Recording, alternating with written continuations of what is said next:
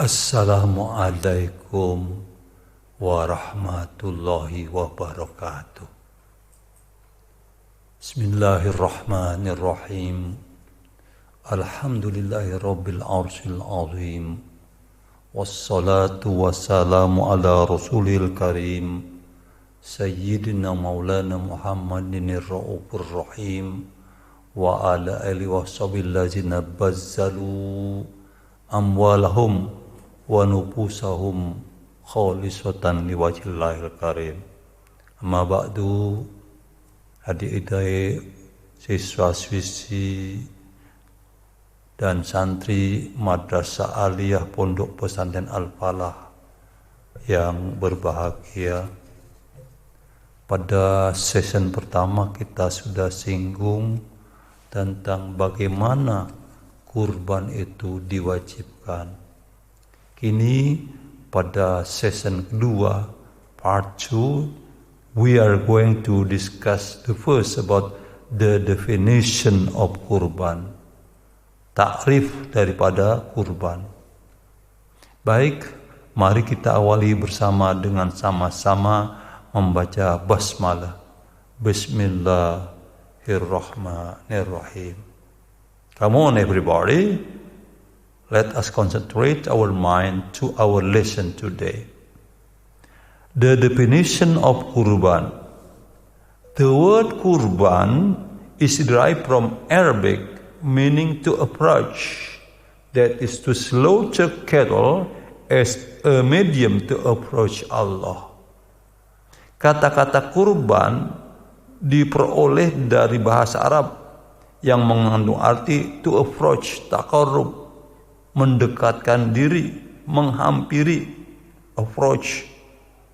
Kalau kita misalnya melakukan tatap muka, kita melakukan dengan berbagai pendekatan.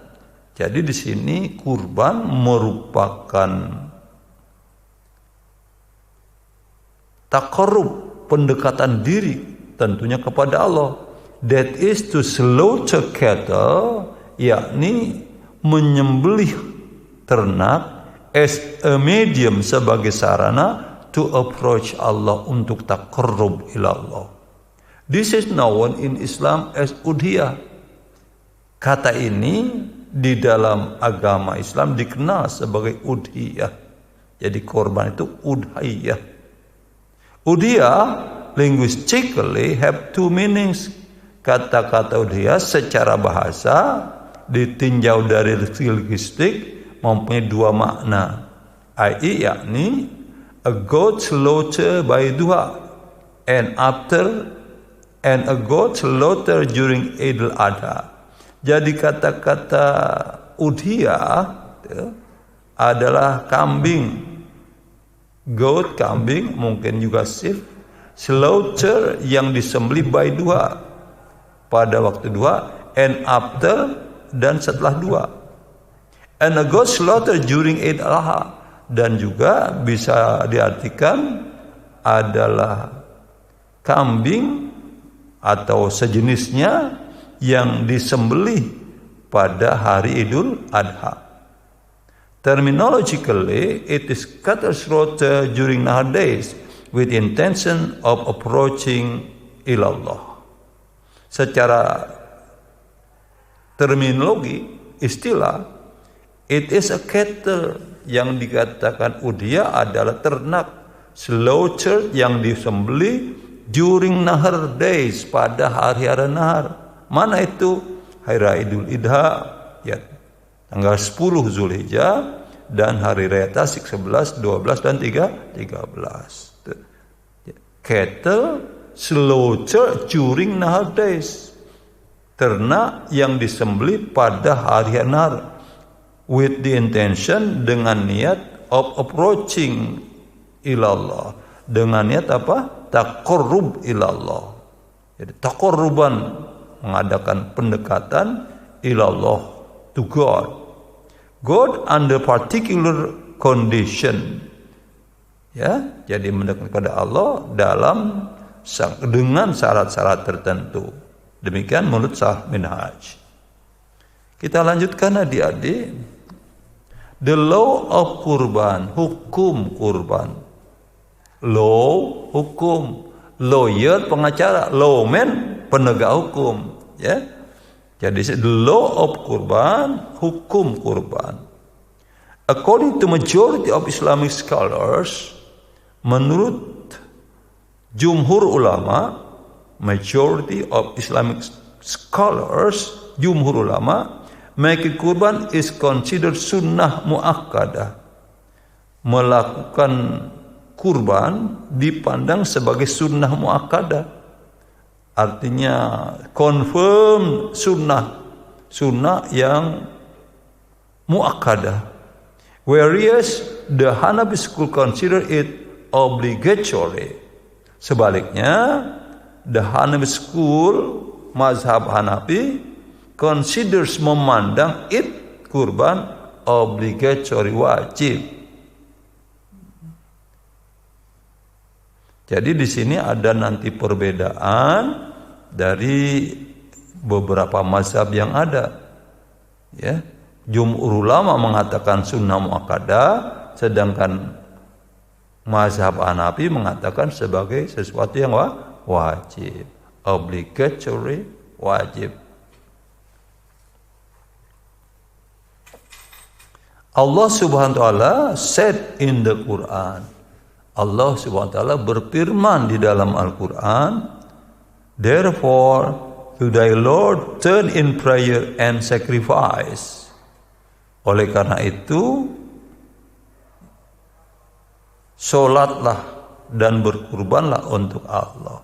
Jadi itu surat Al-Kautsar ayat 2. Fasholli li rabbika wanhar. Maka lakukan solat untuk siapa? Karena apa?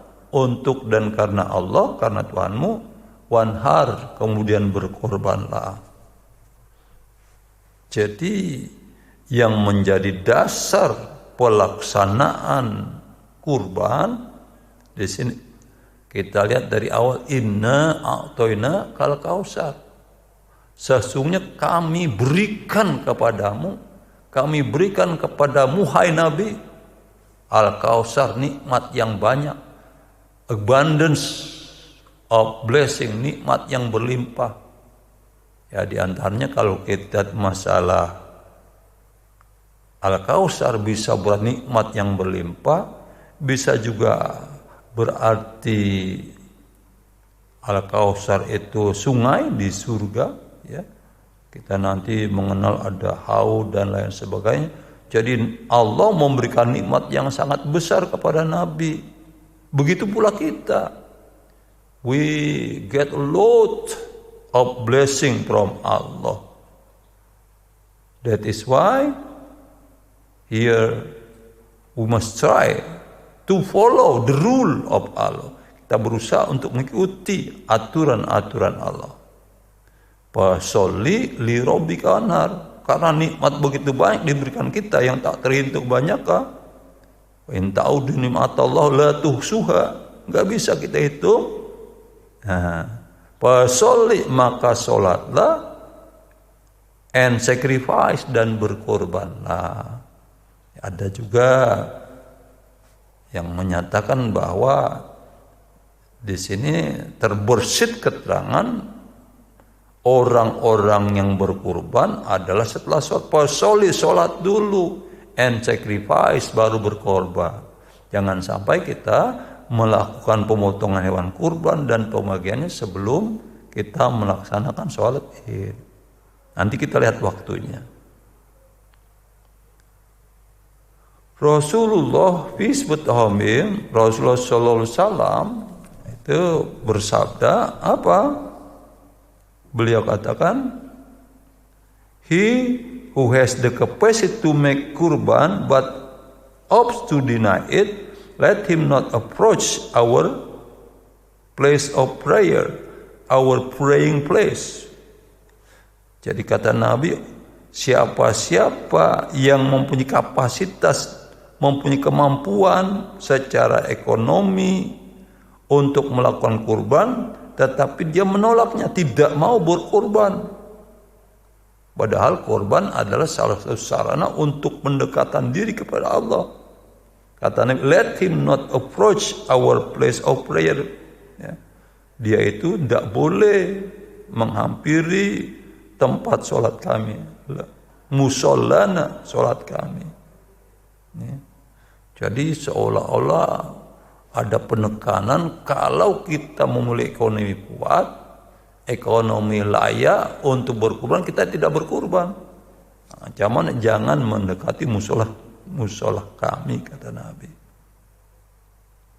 In another hadis it is reported, pada hadis lain dikemukakan bahwa if you see the beginning of Zulhijjah, kalau kamu melihat permulaan bulan Zulhijjah, and any of you, dan di antara kamu, ya, apa? Wishes to make kurban, sudah memiliki hasrat, memiliki kemauan untuk berkurban, then keep the animal's hair and hoofs, maka pelihara apa? Rambut-rambut hewan, demikian kuku-kukunya, instead of cutting them, sebagai ganti daripada memotongnya. Termasuk makanya kalau kita sudah niat untuk berkurban di bulan haji, apakah tanggal 1, 2 atau mungkin menjelang pemotongan, sebaiknya kita tidak memotong rambut, tidak mencukur rambut, tidak memotong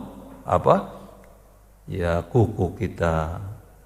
Any Muslim who has the ability and opportunity to make kurban, setiap Muslim yang mempunyai kemampuan dan mempunyai kesempatan to make kurban, untuk berkurban, it is strongly recommended, sangat ditekankan, that he performs it, dia untuk melaksanakan kurban. If he chooses not to, apabila dia pilih enggak berkurban, in accordance with Abu Hanifah, menurut Abu Hanifah, he has sinned, dia telah berdosa. On the other hand, the majority of scholars argue that he is deprived of the priority of sunan virtual. Jadi kalau misalnya kita memiliki cukup harta untuk membeli hewan, ekonomi kita cukup untuk keluarga, kita menolak, tidak mau berkurban, menurut mazhab Hanafi, in accordance with Abu Hanifah, he has sinned, dia telah berdosa. Dosa kalau kita punya harta cukup, kita tidak berkorban. On the other hand, sebaliknya, the majority of scholars, mayoritas ulama, jumhur ulama, argue, ya, berbeda pendapat, ya, argue, menyampaikan argumen, that he is deprived of the primacy of sunnah virtual. Orang yang tidak melakukan kurban padahal dia punya harta, dia hilang, tidak mendapatkan keutamaan dari sunnah virtual, padilah kurban, padilah sunnah. Jadi mereka mengatakan sunnah muakkadah. Kita lanjutkan adik-adik sekalian. Bagian berikutnya masih bagian kedua, sacrificial animals. Hewan-hewan atau binatang-binatang yang digunakan untuk berkurban. The animals to be slaughtered for kurban are cattle. Hewan atau binatang yang untuk dikorbankan adalah apa? Cattle, ya, ternak. Kalau dalam bahasa kita al-an'am, ternak. Including, termasuk apa yang dikatakan al-an'am? Camels, unta, cows, sapi, and goats, dan kambing, bisa juga sheep, ya, itu dikatakan ram. Male or female, apakah jantan ataukah betina. Jadi boleh kita berkurban, ya, berupa sapi, apalagi kaos sapi, ya. Jadi unta, sapi, mungkin juga apa? Kalau kita babelus, kerbau. Bacanya bapelo, jangan bapak lo. Nah, kalau bapelo dibaca bapak lo lain, ya. Buffalo, kerbau. Goats, kambing, male or female, apakah kambing jantan atau kambing betina.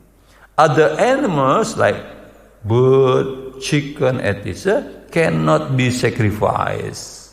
Hewan-hewan lainnya seperti apa? Burung, ayam, dan sejenisnya cannot be sacrificed, nggak bisa dikurbankan. Jadi yang boleh digunakan sebagai bahan untuk kurban hanyalah unta, sapi, kerbau, kambing, biri-biri, dan sejenisnya. Sedangkan burung, ayam, ya, dan mungkin puyuh gitu, termasuk tidak bisa dijadikan sebagai hewan kurban. Allah SWT said in the Quran, Allah Subhanahu wa ta'ala bersabda, berfirman, ya. Untuk Allah berfirman di dalam Al-Quran, ya. Apa katanya, kata Allah di dalam Al-Quran?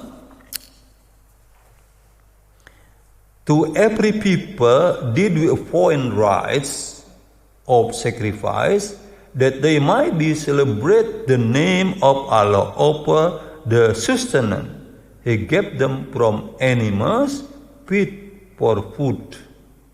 Itu surat Al-Hajj nomor 34, ya. Di dalam surat Al-Hajj nomor 34 dikatakan demikian, ya. Kalau kita lihat kepada Al-Qur'an, dia, ya, bisa dikatakan walikulli ummatin ja'alna mansakal yazkurusmallah ala ma razaqahum min bahimatil an'am fa ilahukum ilahu wahid falahu aslimu wa basyiril mukhbitin. Dan bagi tiap-tiap umat telah kami syariatkan apa penyembelihan kurban. Jadi walikul imat ja'alna mansakan, jadi manasik, ya, jadi ibadah. Tiap-tiap umat telah kami syariatkan menyembelihkan kurban, bahkan dari zaman Nabi Adam, ya, supaya mereka menyebut nama Allah terhadap binatang ternak yang telah direzekikan oleh Allah kepada mereka, ya. Marozaqahum, yang Allah berikan kepada mereka apa? Min bahimatil an'am, ya, berupa apa? Ternak.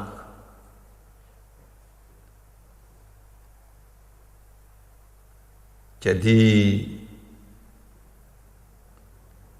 Tuhanmu ialah Tuhan yang Maha Esa.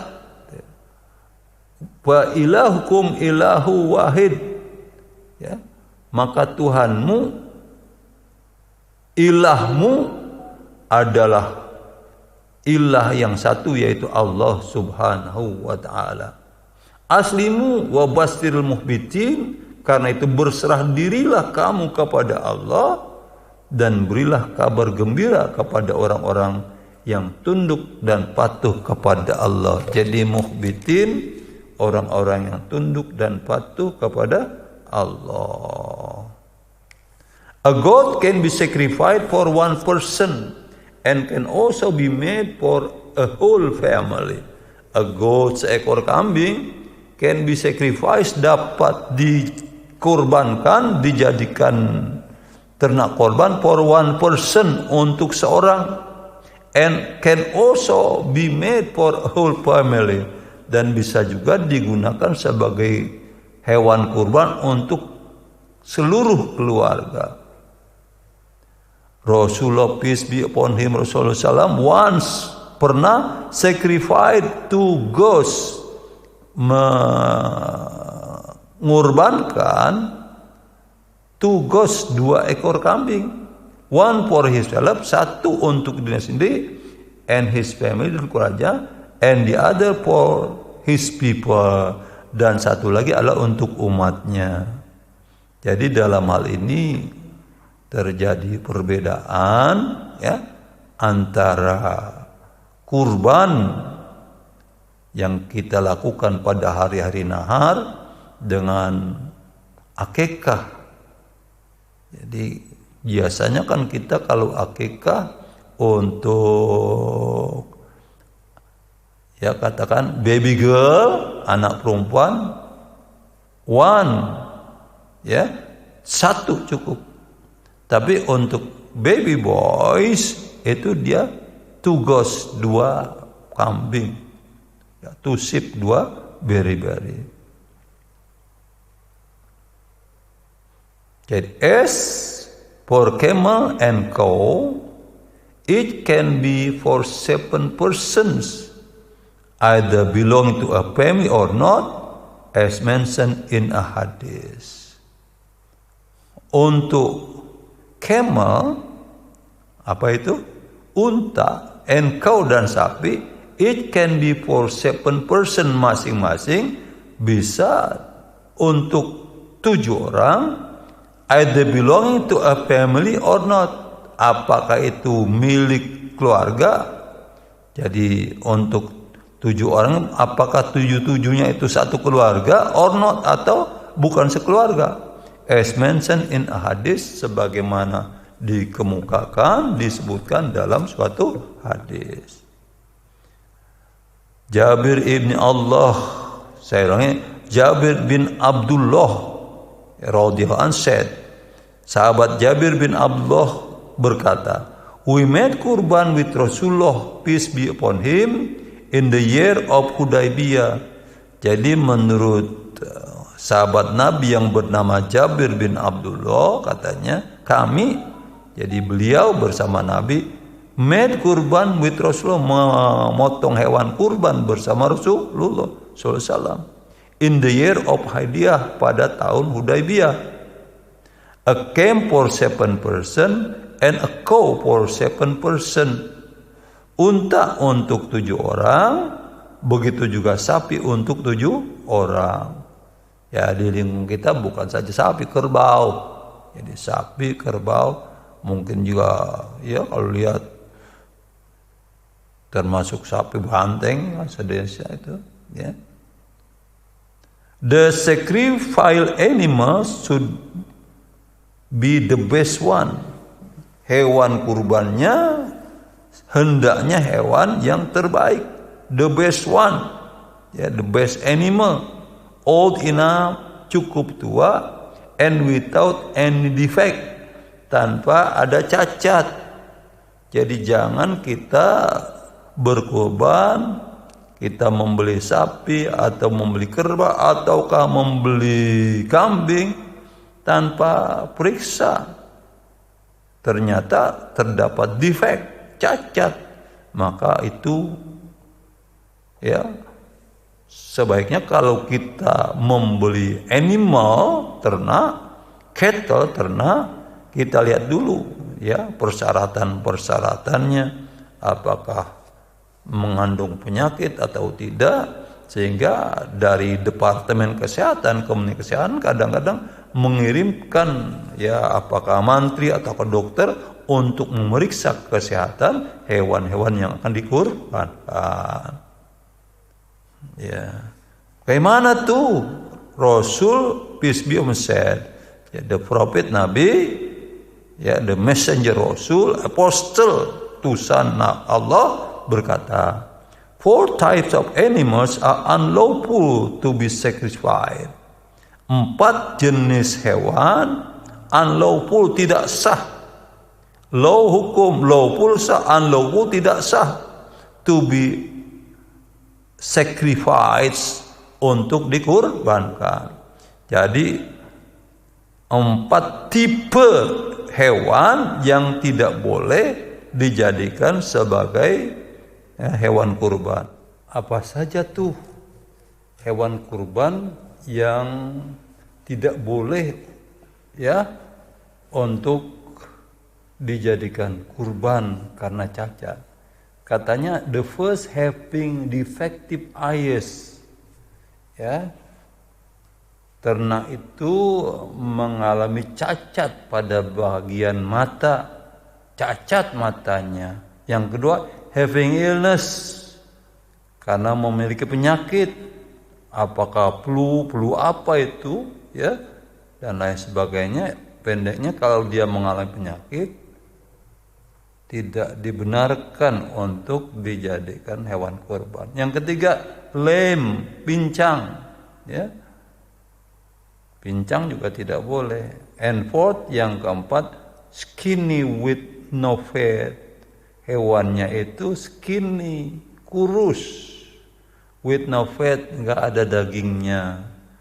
Jadi binatang-binatang itu kalau cacat matanya, berpenyakit, pincang, dan kemudian kurus, kurang dagingnya, maka itu tidak boleh dijadikan hewan kurban. Demikian menurut riwayat yang dikemukakan oleh dalam hadis Bukhari dan Muslim.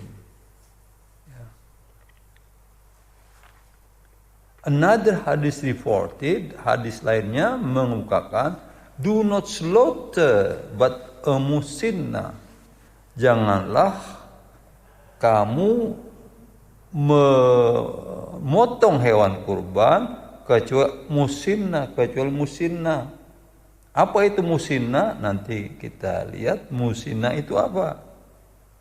Kalau kita tidak mampu untuk membeli musinna, katanya if it is too hard for you to get it, kalau terlalu berat, apakah ditilik dari harga atau cara mencarinya, bagi kamu untuk mendapatkannya. Jadi kalau kita nggak bisa mendapatkan musinna, then slaughter jaza'ah, maka sembelihlah jaza'ah. Apa jaza'ah? 1 year of age or more, ya, unta yang sudah berusia 1 tahun atau lebih. Saya ulangi, to get it, it is too hard for you to get it, sukar untuk mendapatkan musinna, then maka kemudian slaughter a jaza'ah, sembelihlah jaza'ah. Apa? 1 year old age or more from among the sheep, ya, biri-biri atau kambing, katanya 1 year of age or more, yang usianya 1 tahun atau lebih. Ya, jadi biri-biri yang usianya sudah mencapai 1 tahun atau lebih karena tidak bisa untuk mendapatkan musinna. Apa itu musinna?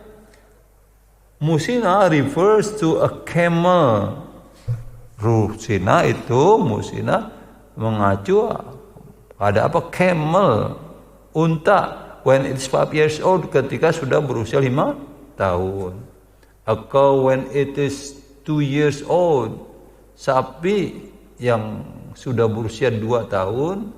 A goat when it's 1 year old, kambing yang sudah 1 tahun lebih. And a sheep when it is 6 months up to 1 year old. Dan beri-beri yang sudah berusia 6 bulan sampai dengan 1 tahun. It is lawful to make kurban with a barren animal.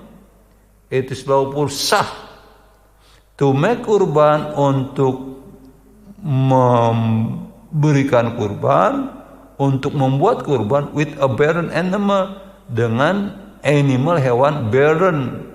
Barren apa itu? Yaitu mandul, ya.